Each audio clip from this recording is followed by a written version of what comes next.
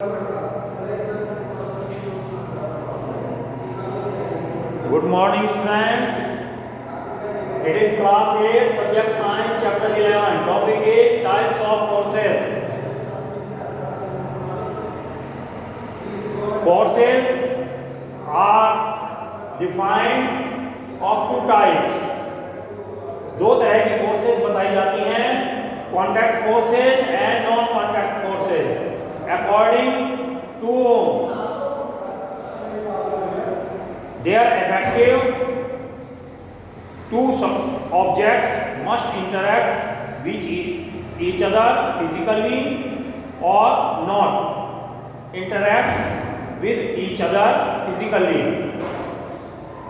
Force के effective होने के लिए या तो दोनों ऑब्जेक्ट जिस पर फोर्स लग रही है और जिससे फोर्स लग रही है दोनों एक दूसरे से संपर्क में हो, टच कर रहे हो, या दूसरी बात है वे दूर से ही एक दूसरे पर फोर्स लगा रहे हो without touching, without interacting each other. Based on this forces can be categorized as contact forces and non-contact forces. इसी के आधार पर दो तरह की फोर्स बताई जाती हैं, contact force and non-contact force. What are contact forces?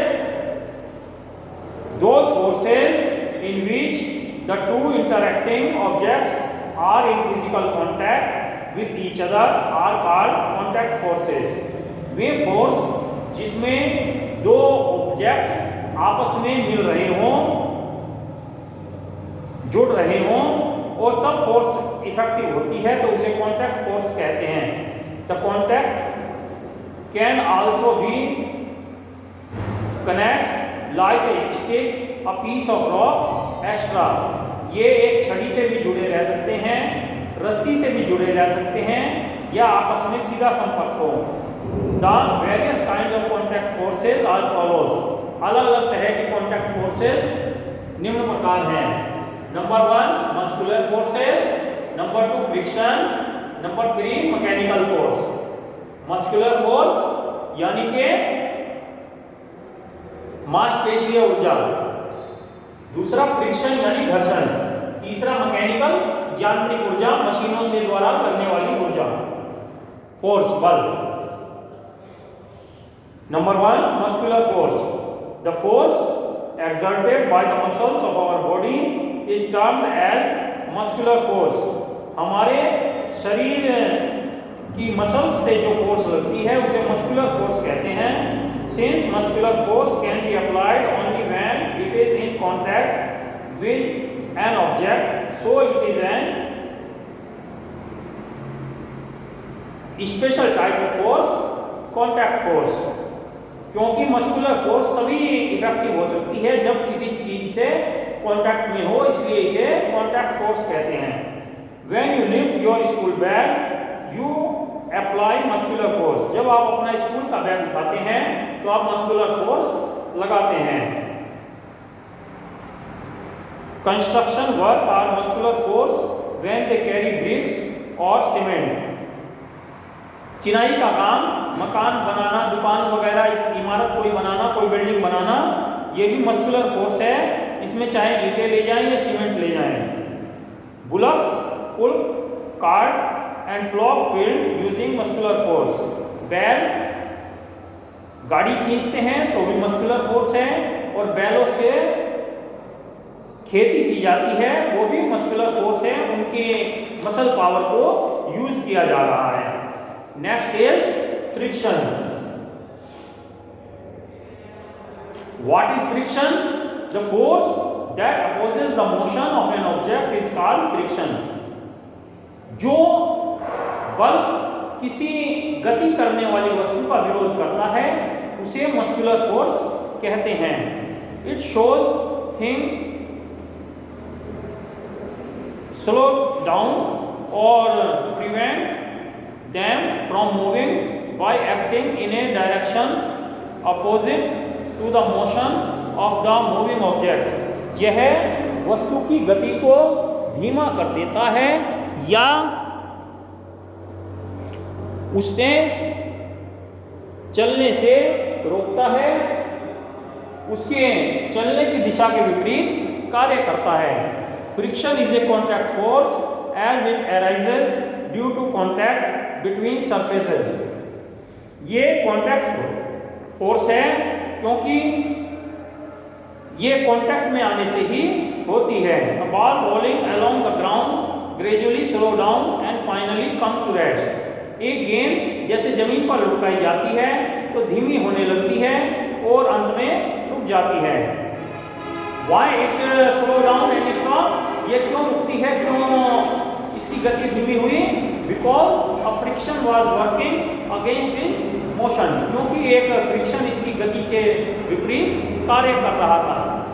A car और scooter also come to rest once the engine is stopped। जब कार या स्कूटर का इंजन बंद कर दिया जाता है तो ये रुक जाते हैं। The wear and tear of moving parts of a machine is also because of friction। जब जो मशीन चलती है, मशीन का जो पार्ट चलता है तो आपस में फ्रिक्शन के कारण ही वह मशीन घिस जाती है। We are able to walk properly on rough surface because of the friction provided by the surface। हम चल पाते हैं जमीन पर क्योंकि फ्रिक्शन लग रहा है। अगर हम फ्रिक्शन ना लगता तो क्या होता? इट विल बी स्लीपी, यह फिसलनी हो जाती and we are not able to move on the surface. हम किसी भी सतह पर चल ना पाते। So friction is very useful thing also. It is very difficult to walk on a smooth surface और वेट रोड। जब गीली या चिकनी सतह हो तो हम उस पर नहीं चल पाते क्योंकि बिकॉज स्मूथनेस और वेटनेस रिड्यूसेस द फ्रिक्शनल फोर्स। क्योंकि चिकनापन या गीलापन फ्रिक्शन को कम करता है। Next is mechanical force. The force produced by A machine is called a mechanical force. जो मशीन के द्वारा बल लगता है इसे मैकेनिकल फोर्स कहते हैं। It works only with the help of energy supplied by external source like electricity, petrol, diesel extra. इसमें एनर्जी कहाँ से मिलती है? इसमें एनर्जी जो है एक्स्ट्रा फ्यूल से यानी कि बिजली से, पेट्रोल से या डीजल से मिलती है। नाउ नॉन कॉन्टैक्ट फोर्स, बिना संपर्क वाले बल। What is non-contact force? The force which do not make a physical contact with the body and act through space are called non-contact force। Way force जिसमें कि physical contact की जरूरत नहीं है, दूर से ही बल लग जाता है, उन्हें non-contact कहते हैं। First is magnetic force, चुंबकीय बल। As we know, the friction exerted by a magnet is called a magnetic force। चुंबक अपने चारों ओर एक मैग्नेटिक फील्ड बनाता है और उसके प्रभाव से लगने वाला बल मैग्नेटिक फोर्स या चुंबकीय बल कहलाता है। A magnet can exert force on either magnet or other metal like iron, nickel, steel and cobalt without being in contact with them।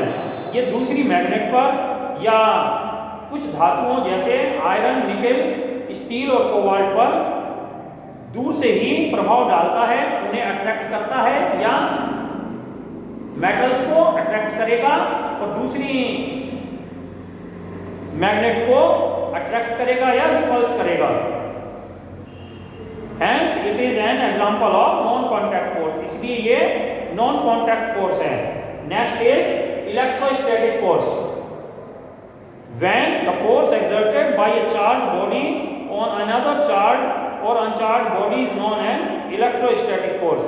जब किसी वस्तु पर चार्ज है तो वह दूसरी अन्य चार्ज या अनचार्ज वस्तु को अपनी तरफ खींचती है तो उसे इलेक्ट्रोस्टैटिक फोर्स कहते हैं। For example, we take a comb and rub it.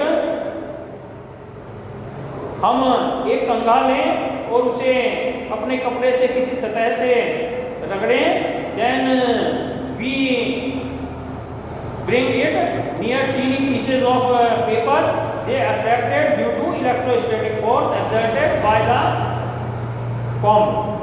और स्केल, जब हम कंघे को छोटे छोटे कागज के टुकड़ों के पास लाएंगे तो वे अट्रैक्ट होकर उससे चिपक जाते हैं। That is due to electrostatic force, क्योंकि ये इलेक्ट्रोस्टैटिक फोर्स के कारण है। The last is gravitational force. What is gravitational force? Gravitational force is the force with which any two masses और object pull each other.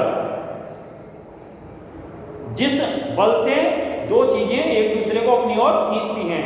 We can only feel it when an object trying to pull us has a significant mass। हम इसे तभी महसूस कर सकते हैं जब उसका वजन हमारे से बहुत ज़्यादा हो।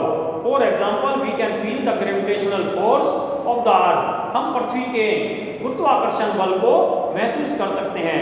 If a fruit fall from the tree, then it comes down to the earth। यदि कोई फल पेड़ से टूटता है तो यह जमीन पर ही आकर गिरता है। Why it is so? Because the earth pull everything towards it। ऐसा इसलिए है क्योंकि पृथ्वी हर चीज को अपनी तरफ खींचती है।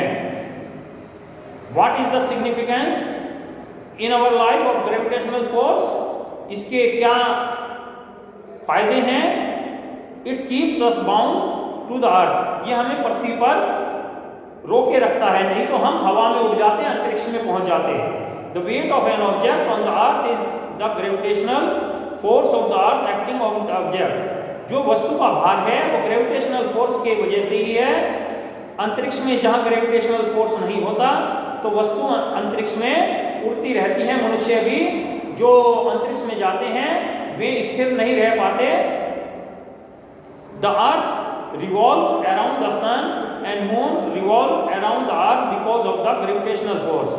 पृथ्वी सूर्य के चारों ओर चक्कर काटती है और चंद्रमा पृथ्वी के चारों ओर चक्कर काटता है। ऐसा ग्रेविटेशनल फोर्स के कारण है। So gravity is the force with which the earth attracts object toward itself. इसलिए ग्रेविटी गुरुत्वबल वह बल है जिसकी वजह से पृथ्वी अपनी ओर चीजों को आकर्षित करती है। इफ एन एस्ट्रॉयड और स्मॉल स्टोन और anything passes from near the earth। यदि कोई चट्टान अंतरिक्ष में घूमते हुए या कोई धूमकेतु अंतरिक्ष में घूमते हुए पृथ्वी के पास आता है तो यह उसकी आकर्षण के कारण, ग्रेविटी के कारण उसकी सतह में रगड़ खाकर जल जाता है, जिसे हम टूटते हुए तारे कहते हैं।